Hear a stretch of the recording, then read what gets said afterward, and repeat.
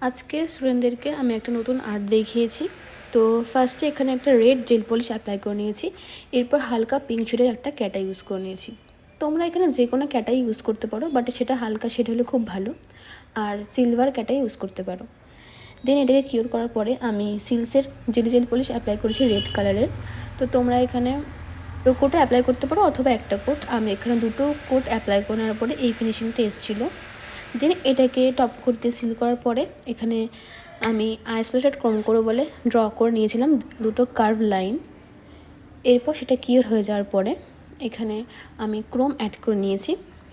দেন এটাকে dust off করার পরে কতটা ভালো ফিনিশিং এসেছে তোমরা দেখো, কোনো জায়গাতে এক্সট্রাভাবে কোনো ক্রোম লেগে নেই। এরপর এটাকেও টপ কোট দিয়ে সিল করে নিয়েছি, আর এখানে আমি কিছু 3D ফ্লাওয়ার, পার্ল এবং স্টোন অ্যাপ্লাই করব। তো সেগুলোকে আমি অ্যাপ্লাই করে নেওয়ার পরে এটা হচ্ছে ফাইনাল লুক।